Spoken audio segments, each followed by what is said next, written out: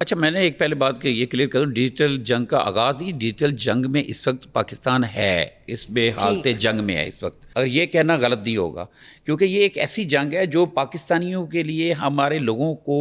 کی جیبیں خالی کرنے کے علاوہ ان کے جمع پونجیوں کو لوٹنے کے ساتھ ساتھ پورے دنیا میں پاکستان کا امیج خراب کیا جا رہا ہے، مسخ کیا جا رہا ہے. مطلب یہ کچھ لوگ ہیں جیسے کہ یہ فیصل آباد کا ہے، یہ تو سب سے بڑا اسکیم پکڑا گیا ہے. لیکن جب ملک تحسین احمد صاحب کی جو ویڈیو آئی اس میں انہوں نے کہا جی کچھ دیر پہلے ہی میں ایک جو چائنیز کمپنی نے کوئی رکشے بنانے تھے اس طرح کے، اور شاپر بیگ بنانے تھے اس طرح کے، انہوں نے کوئی اپنا بیان دیا ہے، جو کہ ریڈ 8 جولائی کو ہوئی تھی، اس کے 3-4 دن کے بعد منظر عام پر آیا. ٹھیک ہے نا، یہ ان کے لیے اوپر کوسچن مارک ہے. ہم نہیں کہتے یہ، ہم نے تو اداروں نے جو ریڈ کی اس وقت 7 مقدمے درج ہوئے، 7 مقدمے درج ہوئے.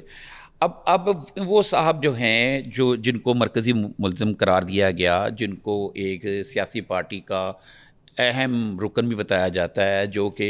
فیسکو بڑا اہم ادارہ ہے فیصل آباد میں، لاہور کے بعد وہاں پہ بہت زیادہ ریونیو اکٹھا ہوتا ہے کیونکہ وہاں پہ انڈسٹری بھی ہے، ٹیکسٹائل انڈسٹری بھی ہے. تو اس کے وہ بورڈ آف کے گورنرس کے اس کے چیئرمین بھی رہے ہیں، اور بڑی اتھارٹی والی یہ سیٹ ہوتی پولیٹیکل ہے. تو مطلب آپ دیکھ لیں کتنے، اور ایک ایئر لائن کا لائسنس ان کا انڈر پروسیس ہے، بلکہ شاید ہو چکا ہو یا ہونے والا ہو، اس کا لیٹر جاری ہونا باقی تھا. یہ ایک ایئر لائن بھی کر رہے تھے، اور ایک جو ہے نا رولنگ پارٹی کے ایک بڑے سیاسی رہنما فیصل آباد کے،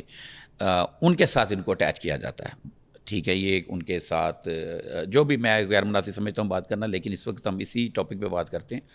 تو ان صاحب کے اوپر ایک اور مقدمہ درج ہوا، 7 مقدمہ انہوں نے بیل کروائی اور ساتھ میں ویڈیو بیان جاری کیا. مرکزی ملزم ہم ان کو کہہ سکتے ہیں؟ ہاں، مرکزی یہی ہے، مرکزی ملزم. تو مطلب یہ ہم نے نہیں ڈکلیئر کیا، یہ اداروں نے ڈکلیئر کیا نا. باقی ملزم تو ہیں وہ کیا کہتے ہیں کہ فارنر ہیں،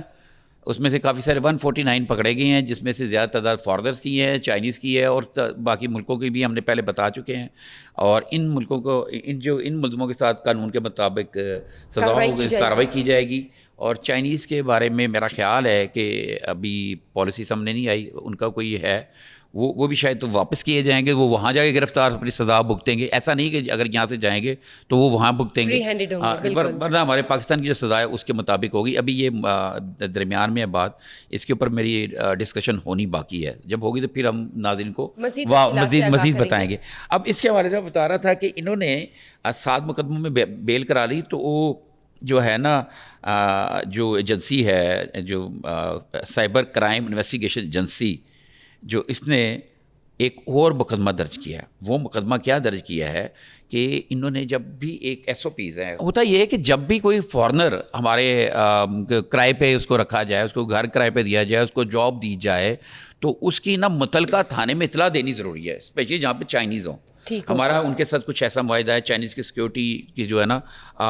اس کے ساتھ ساتھ جو ہماری اسٹیٹ ہے وہ بھی ذمہ دار ہوتی ہے، اس کو بتانا ضروری ہوتا ہے، اس کے علم میں رکھنا ضروری ہوتا ہے. پھر اس کے بعد وہ ہوم ڈپارٹمنٹ کے ایک ایس او پیز ہیں، وہ بتاتا ہے کہ آپ نے ان فارنرز کے لیے کس لیول کی سیکیورٹی لینی، ہائر کرنی ہے. ٹھیک ہے نا، آپ نے اگر سرکاری سیکیورٹی لینی تو آپ کے اوپر کیا ذمہ داری ہیں. ایک جو سرکاری ٹور پہ جو آتے ہیں تو وہ ان کی تو ان کی ذمہ داری، لیکن جو پرائیویٹلی طور پہ جو رکھتے ہیں، انہوں نے کیا کیا ہوا تھا کہ ان چائنیز سمیت باقی فارنرز کی جو تھانے میں اطلاع کی تھی، تھانے میں جو پاسپورٹ دیے تھے ان پہ ٹیمپرنگ کی تھی، ان میں ان کی شناخت چھپائی ہوئی تھی، جو تھانے کے اندر ریکارڈ تھا، اور جو ویسے ایکچوئل تھے جو لوگ، ان کی وہ شناخت چھپائی ہوئی تھی. اور جب تحقیقات ہو رہی تو جب ان کو پتہ چلا این سی سی آئی اے جو ادارہ ہے، جو سائبر کرائم انویسٹیگیشن ایجنسی جو ہے، تو ان کو جب پتہ چلا، انہوں نے پھر ایک اور 8واں مقدمہ درج کرایا جس میں ان کو گرفتار کر لیا. ان کو صاحب کو پتہ نہیں تھا کہ یہ تو بیل پہ تھے اپنا چیز میں نے، لیکن یہ گرفتار ہو گئے. ان سے ایک موبائل فون برآمد ہوا ہے، اور باقی جو ہے نا ان سے تحقیقات آغاز کر دیا گیا ہے. تو ابھی انویسٹیگیشن ہو رہی ہے، دیکھیں یہ کن کن چیزوں کا انکشاف کرتے ہیں اور کیا چیزیں مزید جو ہے وہ سامنے نکلتی ہیں. اب یہ کیس رول اپ ہوتا ہے، ہماری نظریں بھی ہیں، عوام کی نظریں بھی ہیں. یہ بہت بڑا فراڈ تھا، اتنا بڑا فراڈ تھا کہ لوگوں کی جیبیں خالی ہو گئی. سر، مس سمیرہ عسکر کے کیس کے حوالے سے مزید تفصیلات کیا ہیں آپ کے پاس؟ ہاں، اور مہرا اصغر کا کیس کے حوالے سے ایک بات یہ ہے کہ ان کی نا ایک جو تھی نا، میں نے کہا تھا ایک فرانزک رپورٹ آنی ہے، کوئی 7 کے قریب سیمپل تھے، اس میں چند کی رپورٹ آئی ہے جس میں اس کے اوپر جو ہے نا کوئی زہر والی کوئی چیز، زہر والی یا کوئی نشاور چیز سامنے ابھی ظاہر نہیں ہوئی، جس میں انہوں نے کہا بظاہر اس کی ڈیتھ جو ہے نا طبعی لگتی ہے، لیکن اس کے والد کی طرف سے اور والدہ کی طرف سے جو الزامات لگے ہیں یا الزامات کہیں گے، جو بات کی گئی، حالانکہ ان کا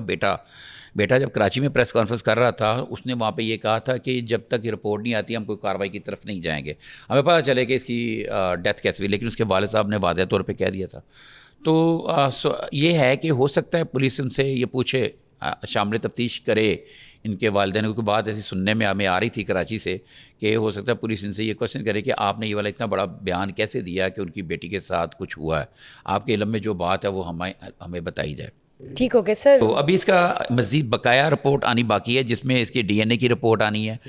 جو اس کے بھائی کے ساتھ میچ کرنے کے لیے قانونی کارروائی ہے۔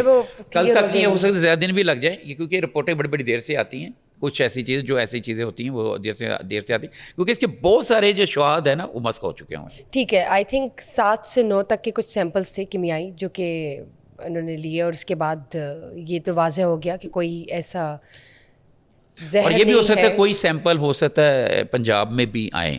جو ہماری فرانزک لیب ہے نا، یہاں پہ بڑی زبردست لیب ہے، ہو سکتا ہے، ابھی یہ کنفرم نہیں۔ ٹھیک ہے سر، سی سی ڈی کی کارروائیوں کے حوالے سے بتائیے، اور بہاولپور میں سی سی ڈی کے اہلکاروں پر ہی شاید پرچہ ہو گیا ہے اغوا کے سلسلے میں، یہ کیا ماجرا ہے؟ ہاں، یہ میں آپ کو بتاؤں ایک بات، جیسے ہم نے سٹارٹنگ میں ایک بات شروع کی تھی کہ وہ کام فرمائشی کام شروع نہ ہو، ہم نے ایک بات کی تھی، لوگوں کا بھی یہ ہم سے سوالات تھے کہ سی سی ڈی میں کہ وہ فرمائشی کام شروع نہ ہو جائیں، جیسے کہ ماضی میں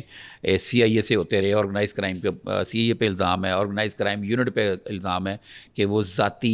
مفادات کے لیے سفارش کے اوپر لوگوں، سفارشی طور پہ سیاسی طور پہ لوگوں کو سنب کرنے کے لیے، دشمنی ختم کرنے کے لیے فرمائشی پروگرام ہوتے تھے، جس کی میں نے 2 مثالیں بھی دی تھیں، ٹھیک ہے۔ تو اسی طرح کا ایک یہ واقعہ ہوا ہے، سی سی ڈی کے کچھ اہلکاروں نے، باولپور کے وہاں کے اہلکاروں نے، ایک بندہ، یہ میں آپ کو بتاتا ہوں کہاں سے، انہوں نے حاصل پور سے ایک نوجوان کو اغوا کیا اور اس کے اوپر انہوں نے کیا کہتے ہیں تاوان مانگا، اور پھر اس کو ایک ڈیرے پہ لے گئے، بچے کا اس کا جو اغوا ہوا اس کا نام عزیز علی حسن، ہیڈ پلہ کے قریب ایک فارم ہاؤس میں لے گئے، جہاں انہوں نے کئی لاکھ روپے تاوان مانگا۔ جو متاثرہ اس جو مغوی تھا جن کو اغوا کیا ہوا تھا، موبائل فون کے ذریعے اس کی جو آن لائن ادائیگی کے بعد کا بندوبست کیا، جس کے پاس اس کو چھوڑ دیا گیا۔ اچھا، اس کے پھر شکایت پہنچی وہاں پہ ڈی پی او بہاولپور کے پاس، وہاں پہ ظاہر ہے کوئی زیادتی ہوئی، تو یہ